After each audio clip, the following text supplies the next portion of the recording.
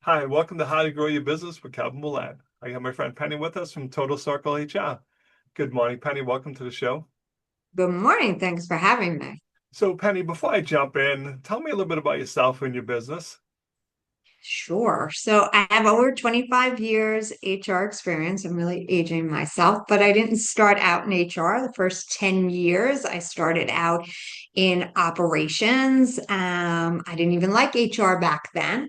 They were my blocker, which a lot of Yeah, people sometimes think. right. But then I did realize my passion was in HR, and I really feel from my operations background that it has helped me become the the HR practitioner that I am today. So, Penny, I want to talk about HR policies. I find a lot of new businesses, they don't put any effort into this, or they'll Google it and get one. I remember when I first started working at one of my companies, one of the things in the HR policy said, you cannot come to work drunk. You cannot get drunk at work. And I was like, what the heck, man? Like, and right away, like somebody did that. So, and you're like, my joke is, well, come on, Penny, that's just common sense.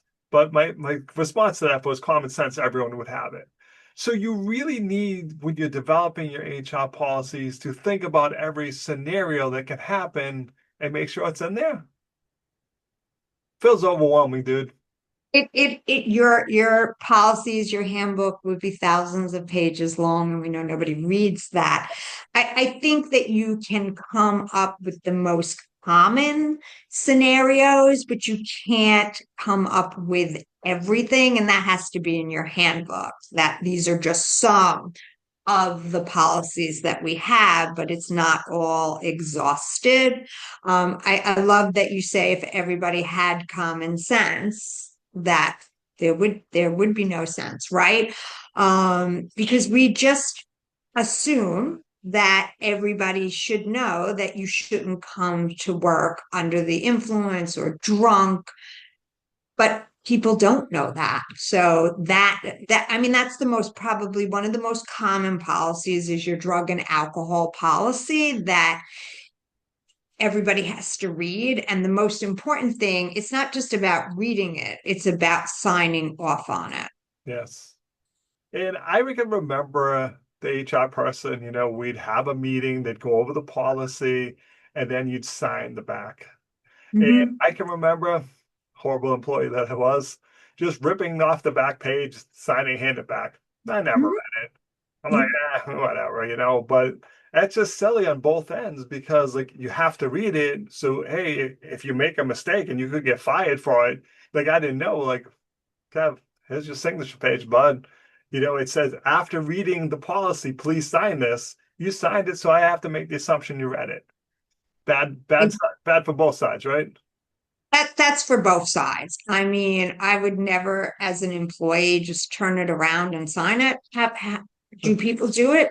Absolutely, because nobody wants to read Yeah, yeah, this 1,000 page handbook or something like that. But yeah. just as you said, if the employee does then violate a policy and then HR, whoever's looking after that, goes back and says, well, you signed the policy, then it's up to the employee to, if the onus is on the employee.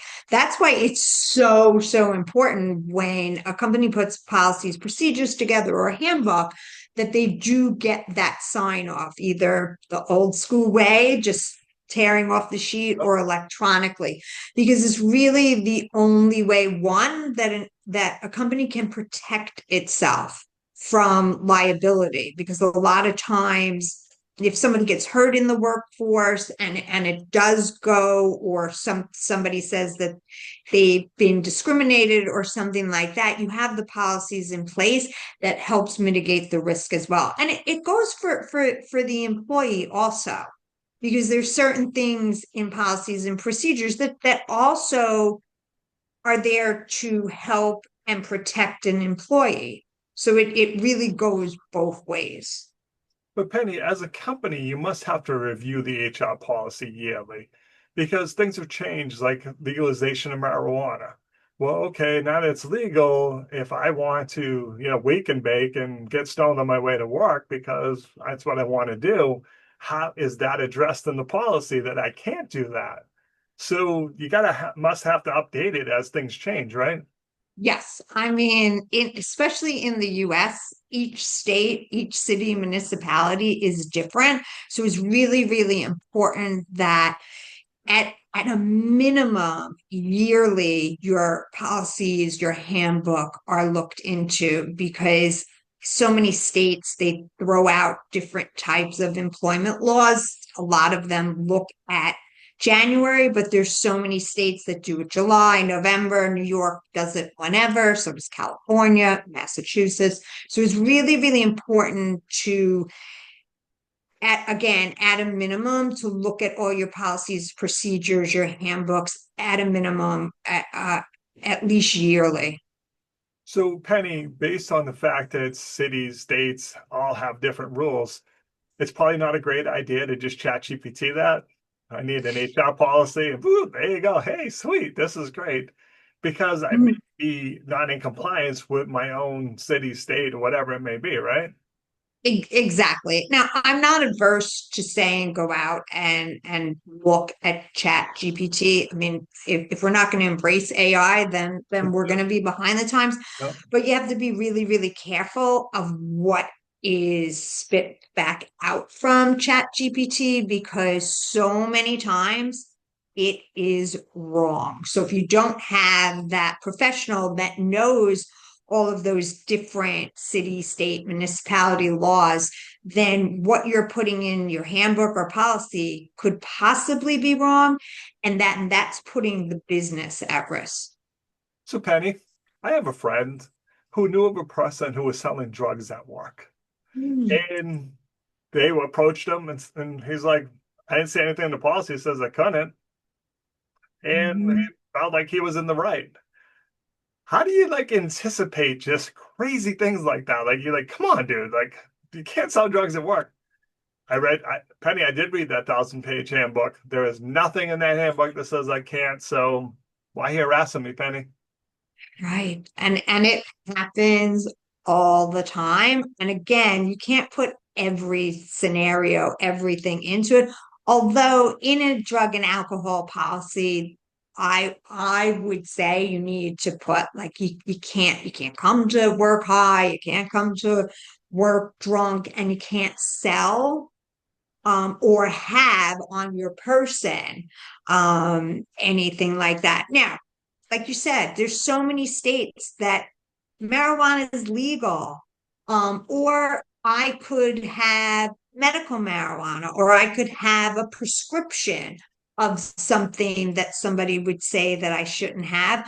Those are all things that the employee should talk to their HR about so HR is aware of it. But I strongly recommend when you write a drug and alcohol policy that you do put that you cannot have it on premise, you cannot sell it on premise, and that if there is that somebody needs an accommodation for something that's legal, then they speak to HR. So, Penny, you pushed me in a different direction, as you always do. Chuckle, chuckle. And that's employees in different states. Because now with work from home, we're often hiring people in like, hey, I have this employee in California, one in Massachusetts. Laws aren't the same. So your HR policy has to consider that. Like, okay, where is this person? What are the laws there? So I'm not violating the state laws by saying you can or can't do something, right? Yeah, oh, absolutely. Yeah. I think that the challenge for a lot of employers that employ in multiple states is that they're not aware of all of the changing policies all the time. So it's really, really important that your HR has the capabilities to do that. You have systems that will help you keep on top of the changing laws because once you have a handbook, what's in the handbook tends to live, at least for the time that you have that handbook. That becomes the policies, procedures, and what the employer expects. And you certainly shouldn't put in a handbook something that's not legal or illegal in one of the states that you're in. It's probably the most challenging thing to have employees in multiple states. But now with employees remote or companies that expand, which is a good thing. You just have to be able to stay on top of it. Not easy, but you have to be able to stay on top of it. Penny, in my life at the bank as CFO, and I'd often get pulled into HR related issues like, hey, Mm-hmm. what's your thoughts on this? And my thoughts always were, what does the policy say? Mm-hmm. If that's what the policy says, regardless of whether or not Penny's my favorite person in the whole wide world or not, policy says if Penny's short this amount of money, Penny's terminated.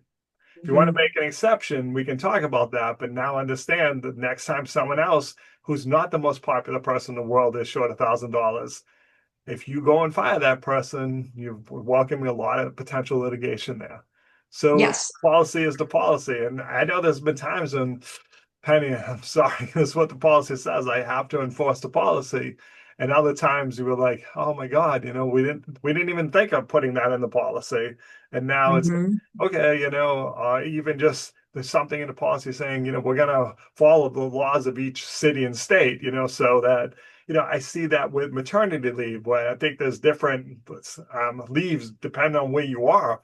And I've seen that online where someone's fighting, hey, my coworker got, 4 extra weeks because they live in a different state than I do. And you're like, what just happened? We work for the same company. Right, And think right. about stuff like that, right? That is the hardest thing. I mean, a lot of times what companies can do, and they do, they take the highest state, whatever is more advantageous for the employee, and they make that the precedent so that everybody has the same. But there's other companies, and I've worked for them, that say, no, you're in this state. Yeah. Yeah. This is what you're going to get. And you sort of have amendment after amendment in your handbooks to say New York employees, Massachusetts employees, California employees, um, and that's what they refer to. So it really comes down to a philosophy of the company and what they actually want to offer, because all a company has to do is abide by what that state policy is. So, Penny, if people need help with this, what's the best way to reach out to you? Penny at Total. So